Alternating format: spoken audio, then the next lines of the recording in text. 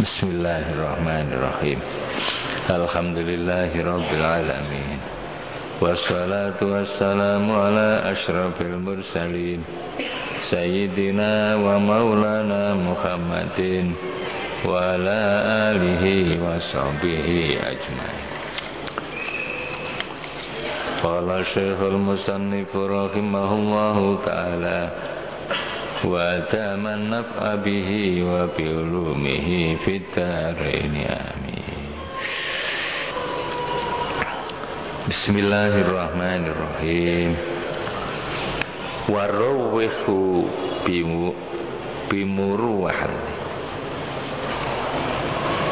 bimuruhatir roja.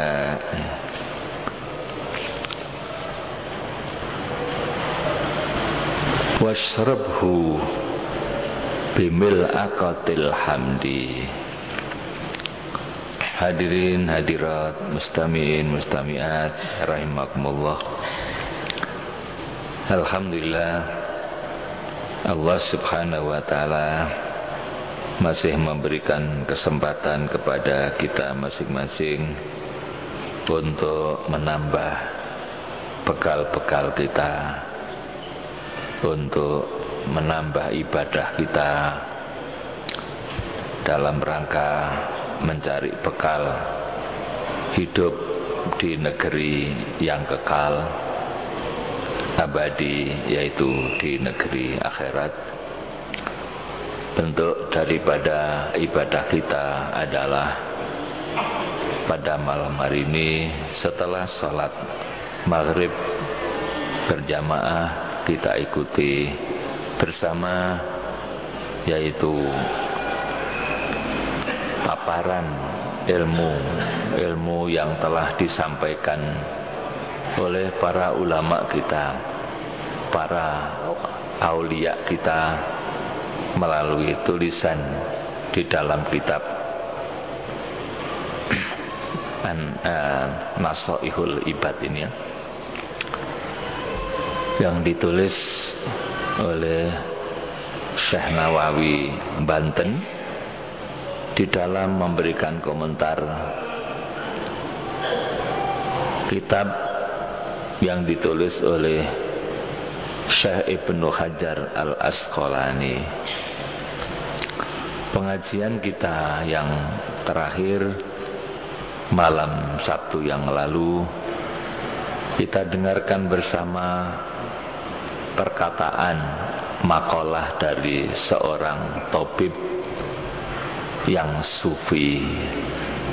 Ketika ditanya tabib itu tentang obat hati yang bisa menyembuhkan hati dan menghilangkan dosa, tabib itu menerangkan, ya, saya punya obat. Obatnya adalah obat hati, bukan obat penyakit jasmani, tapi obat penyakit hati. Obatnya tentunya juga berupa pengobatan akhlak, bukan pengobatan berupa ramuan-ramuan barang, akan tetapi perilaku. Yang pertama kata beliau adalah fakru ya. Di sini akan diberikan yaitu keterangan-keterangan komentar dari Syekh Nawawi Banten atas dasar pendapat-pendapat dari para aulia tentang masing-masing obat yang dikatakan oleh tabib tadi itu. Yang pertama adalah fakru, fakir. Fakir di sini bukan miskin dalam arti miskin harta, tapi fakru dalam arti merasa rendah, merasa miskin, merasa hina di hadapan Allah yang maha kaya, maha mulia, maha agung. Itu namanya fakru. Ya, maka istilah para wali itu, para ulama kalau menyebut dirinya adalah al-faqir. Al-faqir artinya orang yang butuh kepada Allah sebagai hamba. Ya, hamba itu orang yang paling butuh kepada majikan. Nah, kita adalah sebagai hamba Allah, maka kita sangat butuh kepada Allah. Orang yang sangat butuh kepada Allah disebut Abdullah. Maka semakin tinggi rasa miskin, semakin dalam rasa miskin, perasaan fakir di hadapan Allah, orang itu semakin tinggi kedudukan sebagai hamba Allah. Maka Nabi kita sebelum menyebut Rasulullah, beliau adalah Abdullah. Asyhadu an la ilaha illallah wahdahu la syarikalah wa asyhadu anna Muhammadan abduhu. Ya. Dan kami bersaksi, saya bersaksi bahwa sesungguhnya Nabi Muhammad itu adalah hamba Allah. Kemudian wa rasuluhu, dan utusan Allah, gitu ya. Jadi abdu itu didahulukan. Beliau mendapatkan titel abdu, ya, karena benar-benar menghambakan diri kepada Allah. Maka Allah menyebutkan Nabi kita pada saat peristiwa Isra Mi'raj, ya, subhanalladzi asra bi abdihi, ya. Maha suci Allah yang telah memperjalankan hambanya. Ya, abdihi di situ adalah Nabi Muhammad. Ya, maka titel predikat abdu itu bisa dimiliki oleh setiap orang yang benar-benar menghambakan diri kepada Allah. Jadi bukan hanya Nabi, ya. Berbeda dengan Nabi dan Rasul itu hanya dimiliki oleh orang-orang tertentu yang dipilih oleh Allah sebagai Nabi dan Rasul. Nah, sedangkan abdu itu silakan, ya, siapapun orangnya yang mau menghambakan diri sepenuhnya ke hadapan Allah, maka dia disebut Abdullah, hamba Allah. Nah, di antara sifat daripada Abdullah itu, hamba Allah itu adalah al-faqru, merasa miskin, merasa hina, merasa rendah, ya, di hadapan Allah. Maka dengan perasaan itu akan hilang penyakit-penyakit hati, misalnya sombong, takabur, ya, merasa besar, merasa paling, ya, bagus dibanding dengan orang lain, ya. Sifat-sifat takabur itu adalah salah satu sifat yang tidak disukai oleh Allah. Iblis itu dulu sampai diusir dari surga, dikutuk oleh Allah akan masuk neraka selama-lamanya gara-gara dia sombong, ya. Oleh Allah diperintah sujud kepada Nabi Adam, dia menolak. Inilah sifat sombong namanya. Maka Allah tidak suka pada orang yang punya sifat sombong. Al-kibriya'u izari, ya, wal adhamatu ridai. Al-kibriya'u izari wal adhamatu ridai. Itu kata Allah dalam sebuah hadis qudsi, bahwa kebesaran itu adalah pakaianku, kata Allah. Maka jangan dipakai. Jadi yang memakai pakaian kebesaran itu hanya Allah, gitu ya. Sifat besar, sifat agung itu tidak boleh dipakai, sebab itu pakaian Allah. Ya, wal adhamatu, ya, ridai. Keagungan itu adalah selendangku. Ya. Jadi kebesaran dan keagungan itu hanya milik Allah, tidak boleh dipakai oleh siapapun. Allah akan marah apabila ada orang yang bersifat agung, ya, sifat besar. Maka kalau orang-orang tua kita dulu kalau menyebutkan akan begitu, ya, ya, gemede. Ya, gemede itu artinya orang yang mengaku besar, gede oleh, tapi gemede gak oleh, ya. Itu sifat yang harus dihapus dari dalam hati orang yang ingin menyembuhkan hatinya dari penyakit takabur tadi itu, ya. Maka kata Imam Qusairi, qala al-Qusairi, al-faqru syiarul auliya wa khilyatul asfiya. Fakir itu merupakan syiar, tanda-tanda dari para wali, dan merupakan perhiasan dari orang-orang suci, gitu ya. Jadi para wali itu di antara tandanya adalah mereka adalah al-faqru, fakir, merasa hina, merasa rendah, ya, merasa miskin di hadapan Allah. Nah, orang yang sudah merasa tadi itu oleh Allah diangkat, ya. Kemudian wahtiyarullahi ta'ala li khawasihi, fakir itu adalah pilihan Tuhan. Allah memilih, ya, untuk orang-orang yang dipilih oleh Allah. Minal atqiya wal anbiya, orang-orang yang bertakwa dan para nabi itu semuanya adalah al-fakir, orang yang fakir di hadapan Allah. Kemudian gandengannya adalah at-tawadhu. Kalau sudah al-fakru digandeng dengan tawadhu, maka kata tabib tadi itu, ya, ketika ditanya, yang pertama obatnya adalah fakir dan tawadhu ini dicampur, gitu ya.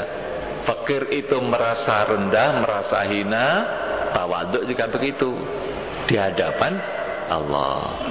Kalau Ibnu Atta, menurut Ibnu Athaillah As-Sakandari, pengarang kitab Al-Hikam, ya, beliau mengatakan at-tawadhu'u qabulul haqqi mimman kana. Tawadhu itu apa? Yaitu menerima kebenaran dari siapapun orangnya, gitu ya. Jadi mau menerima sesuatu yang benar siapapun yang menyampaikan, ya. Jadi menerima kebenaran dari siapapun, asal itu benar, gitu ya. Jadi tidak melihat orang, jadi melihat yang disampaikan itu. Itu namanya tawadhu. Jadi walaupun yang menyampaikan itu lebih muda, lebih kecil, atau orang lebih miskin harta, ya, tapi kalau itu kebenaran diambil, itulah namanya tawadhu. Berbeda dengan orang sombong. Kalau orang sombong itu yang dilihat orangnya dulu, siapa sih ngomong itu, nah, ya, itu namanya orang sombong. Kalau yang ngomong itu orang besar, baru dia terima, ya. Nah, ini tidak, namanya bukan tawadhu. Jadi kalau tawadhu itu siapapun yang menyampaikan, dan lebih-lebih yang menyampaikan itu orang mulia, ya. Yang menyampaikan itu Kanjeng Nabi, yang menyampaikan itu Rasulullah, ya, otomatis tak. Pokoknya kebenaran diterima dari siapapun orang, ya. Itu namanya tawadhu menurut Ibnu Athaillah As-Sakandari. Kemudian jadi itu merupakan obat, ya, obat hati. Orang yang tawadhu oleh Allah akan diangkat derajatnya, ya. Merasa hina, merasa fakir, kemudian tawadhu oleh Allah diangkat. Man tawadhu'a rafa'ahullah, ya, kata Rasul, barang siapa yang tawadhu oleh Allah akan diangkat. Sebaliknya orang sombong, man takabbara wada'ahullah, barang siapa yang takabur oleh Allah akan dijatuhkan. Maka kita tidak boleh takabur, penyakit hati yang sangat berbahaya. Bahayanya apa? Dimarahi oleh Allah. Allah tidak suka Nah, kalau sudah dimarahi oleh Allah, siapa yang selamat? Tidak ada yang selamat, seperti ceritanya iblis itu. Kemudian yang ketiga adalah at-taubat. Taubat itu apa? Ya, taubat itu ada artinya kembali, tabaya tubuh, kembali kepada kebenaran, kembali kepada yang benar, ya, kembali kepada Allah, kembali kepada yang lurus, ya. Nah, itu bisa menghapuskan dosa-dosa. Ada orang dosa, setelah itu taubat, maka dosanya hilang gitu. Ya. Wa taubatu tudhibudz dzunub. Taubat itu bisa menghilangkan dosa-dosa. Berapapun banyaknya dosa, kalau orang itu taubat, ya mau diterima oleh Allah SWT. Nah, ini merupakan suatu cara yang paling dibenci oleh setan. Setan itu sangat-sangat benci terhadap orang yang suka bertaubat. Ya, ketika Nabi Adam oleh Allah diberikan wahyu, ya, kalau kamu ingin selamat, ya kamu supaya taubat. Ya, anak cucumu, barang siapa yang bertobat kepadaku, saya terima. Selama nyawa masih ada di kandung badan, kalau orang itu mau bertobat, saya terima. Itu kata Allah. Mendengar kata-kata itu, iblis mencak-mencak. Ya Tuhan, mana mungkin aku bisa mengalahkan Adam beserta cucunya, makhluk yang paling engkau cintai ya Tuhan. Berikanlah aku kemampuan untuk mengalahkannya. Oleh Allah, iblis diberi ternyata kelebihan-kelebihan, ini namanya ujian gitu. Maka harus hati-hati. Maka oleh Allah diberikan kemampuan-kemampuan iblis itu.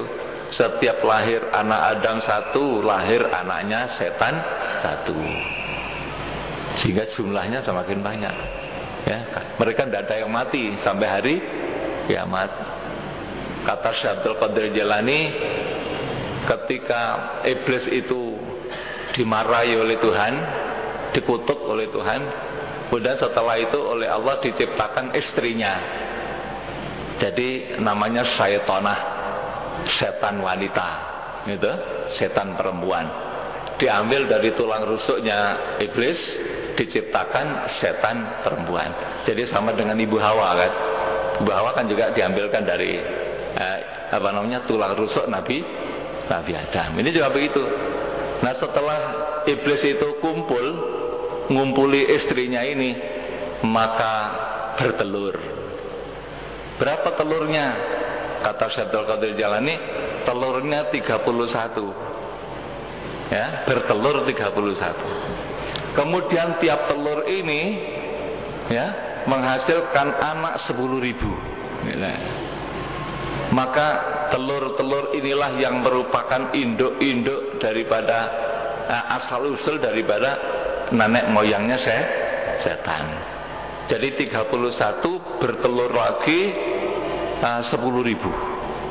Kemudian bertelur lagi, sehingga bumi ini penuh dengan setan. Oleh iblis kemudian ditempatkan di mana-mana, di seluruh penjuru, di daratan, di laut, ya, di udara, di pasar-pasar, di rumah-rumah, di sungai-sungai, ya, di mana saja, sehingga penuh bumi ini dengan setan. Ini namanya ujian bagi manusia. Maka harus hati-hati. Barang siapa yang ikut setan, ya masuk neraka. Ini hanya gitu saja.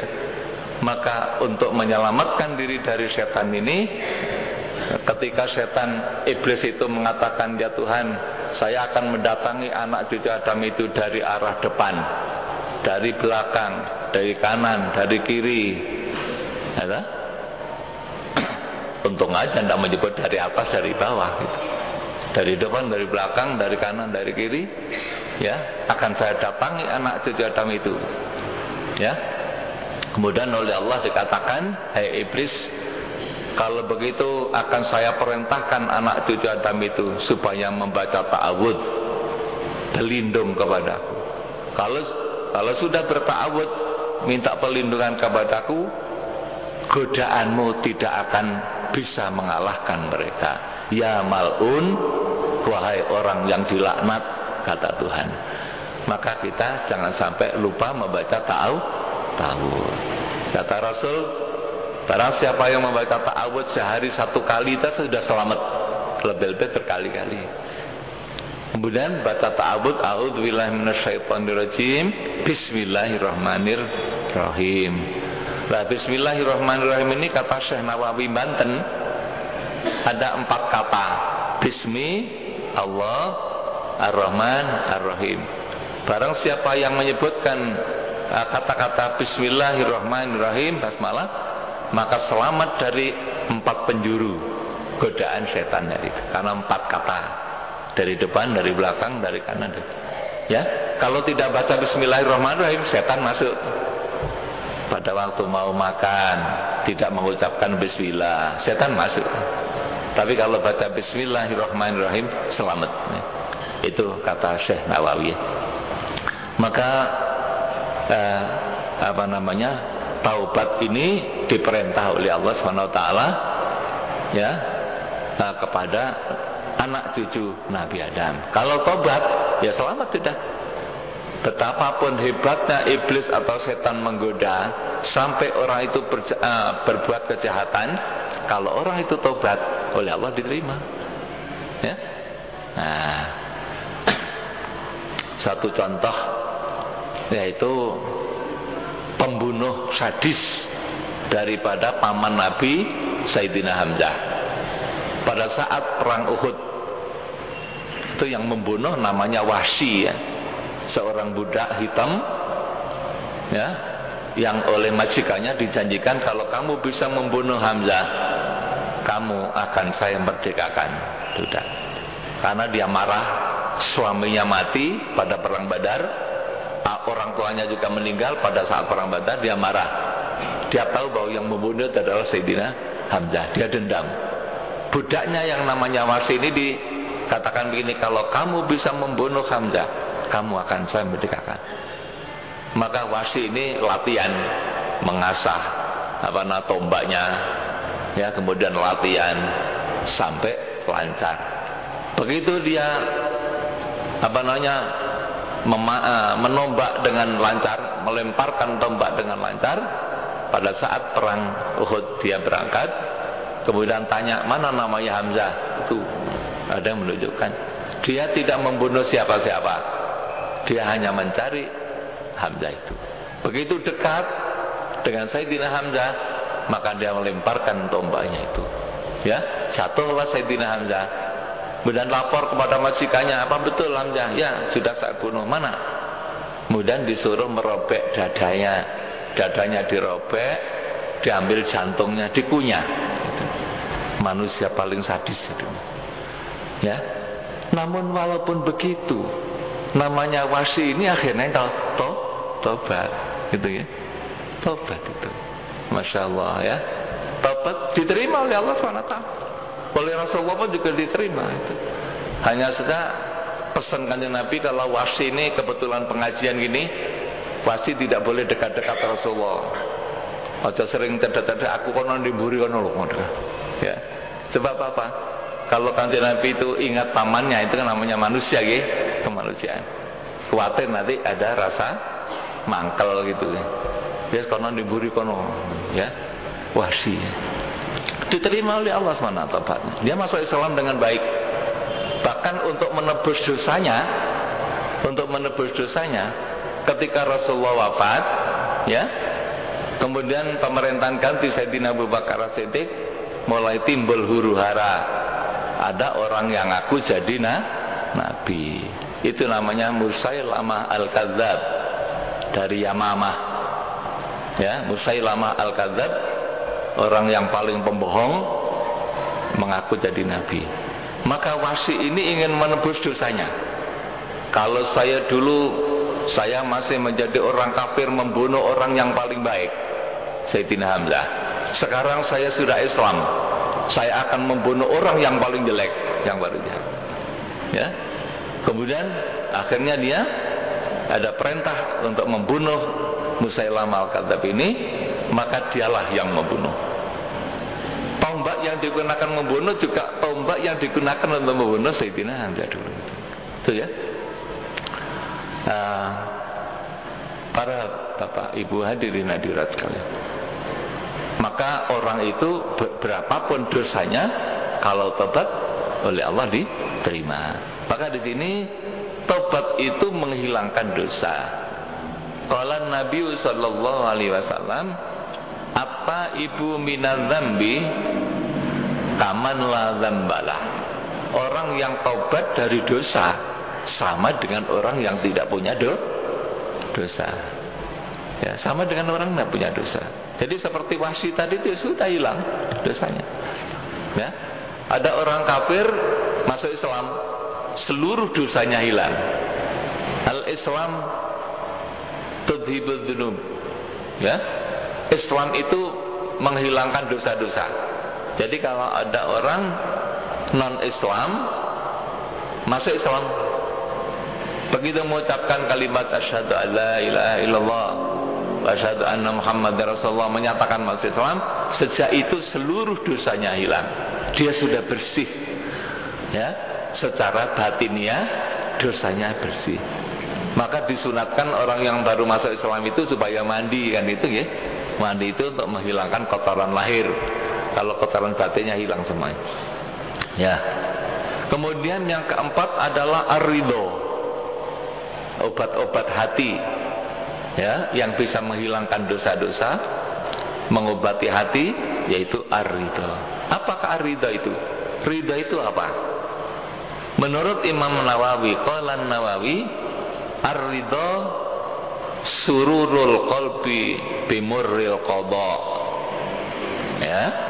Ridho itu gembiranya hati, ya, dengan pahitnya takdir.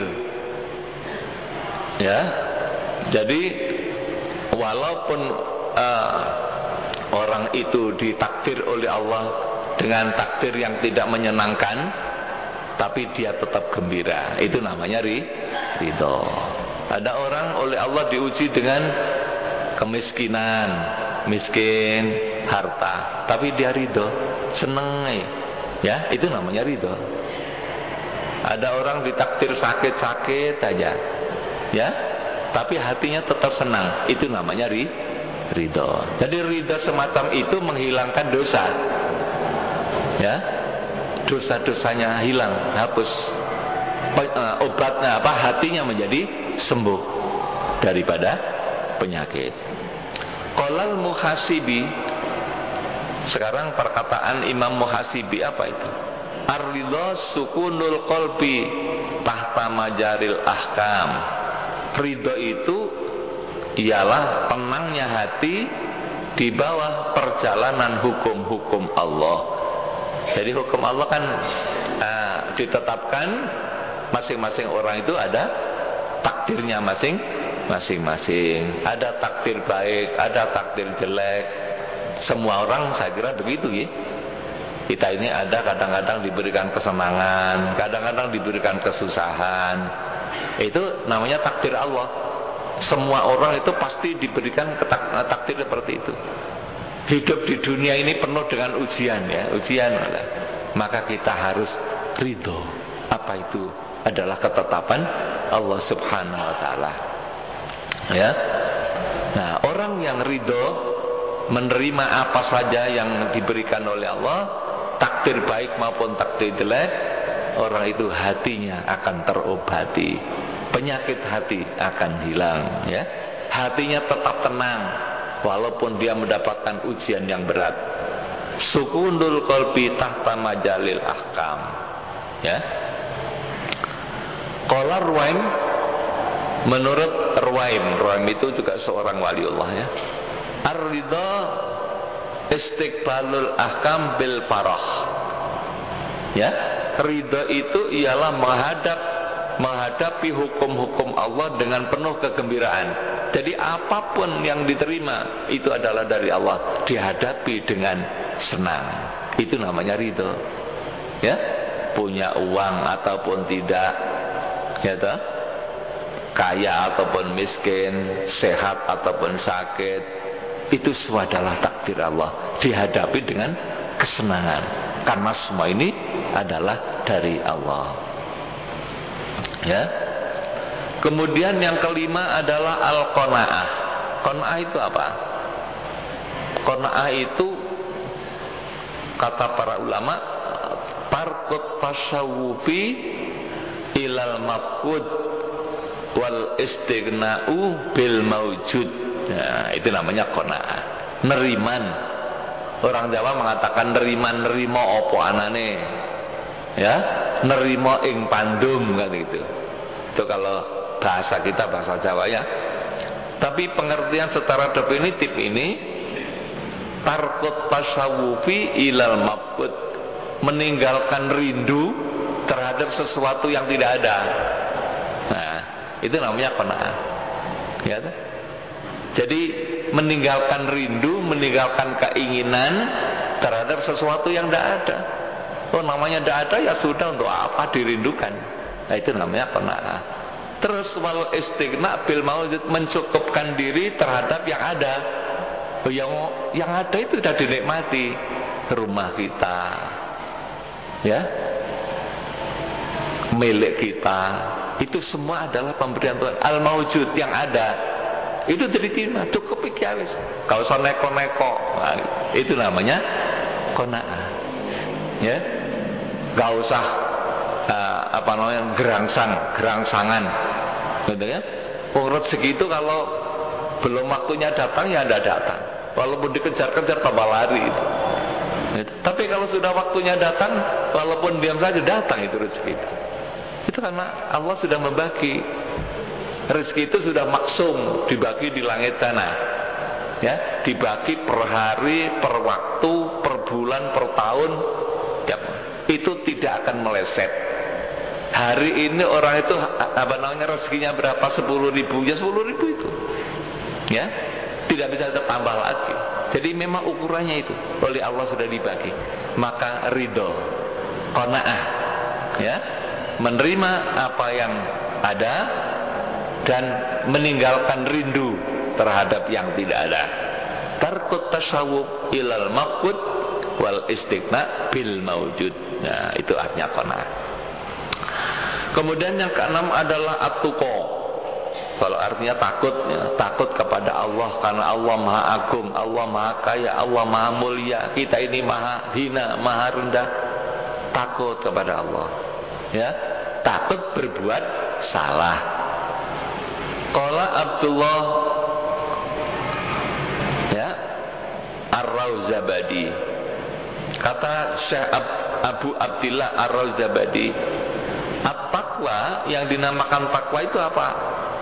Mujanabatu mayub iduka anillah, menjauhi segala sesuatu yang menyebabkan kamu jauh dari Allah. Jadi apa saja yang menyebabkan Allah itu marah, tinggalkan. Ya dah? Wah, kalau saya melakukan seperti ini, Allah nanti akan marah, saya tinggalkan. Ya, itu namanya tuqa, takut ya. Jadi takut menjalankan kesalahan, takut kalau sampai dimarahi oleh Tuhan. Itu namanya tuqa atau takwa. Wa qala Ibnu Atha, menurut Ibnu Atha, walid tuqa zahirun wa batinun. Takwa itu ada zahir, ada batin. Ya, ada zahir, ada batin. Ya. Terus fadhahiruhu, takwa itu yang zahir apa? Muhafadzatul hudud, memelihara diri daripada melanggar-melanggar itu. Larangan-larangan itu dipelihara dengan baik. Ya, dosa-dosa lahir. Misalnya dosa lahir itu kan ada 3 ya. Dosa terhadap orang ya. Itu yang pertama adalah ghibah, merasani. Itu kan pakai lahir ya, pakai lisan ya, merasani orang. Ya, itu namanya dosa lahir. Dosa lahir. Ini harus dijauhi. Kemudian yang kedua adalah membunuh orang, mengganggu orang ya. Kemudian yang ketiga, mengambil hak milik orang lain. Jadi mengganggu kehormatan, mengganggu tubuh orang lain, jasmani, mengganggu harta. Ini adalah merupakan perbuatan dosa lahir. Sedangkan perbuatan batin, dosa batin yaitu niat, ya, niat yang jelek.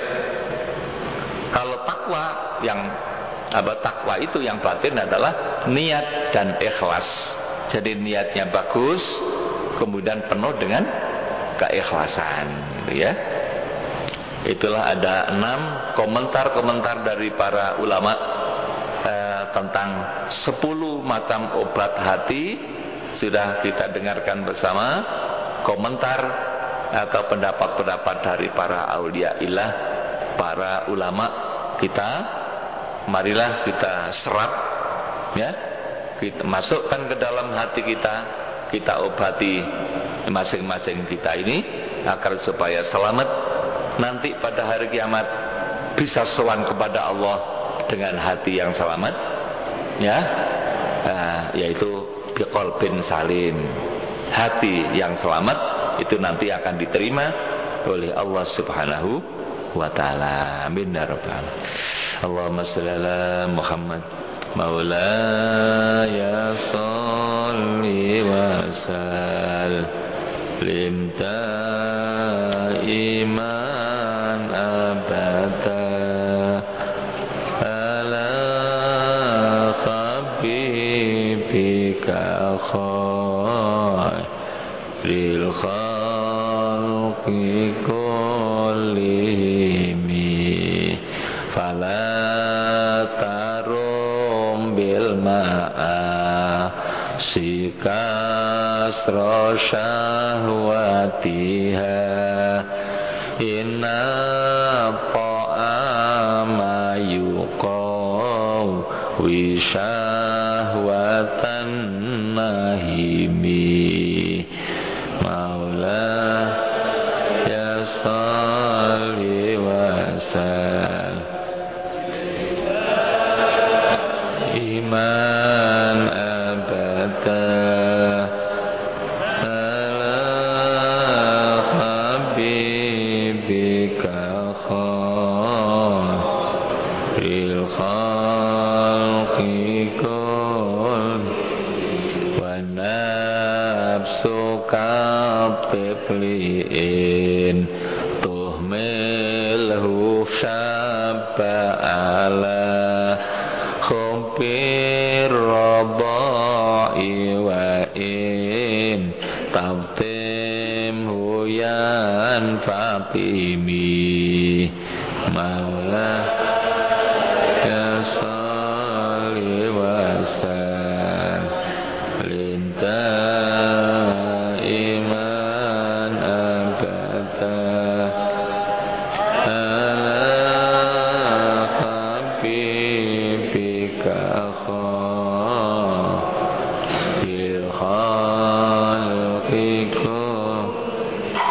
fasrib wal habibul ladzi turja syafa'atuhu bi kulli halim minal awali muqtafami ya Rabbi bil Mustafa baligh maqasidana waghfir lana ma madha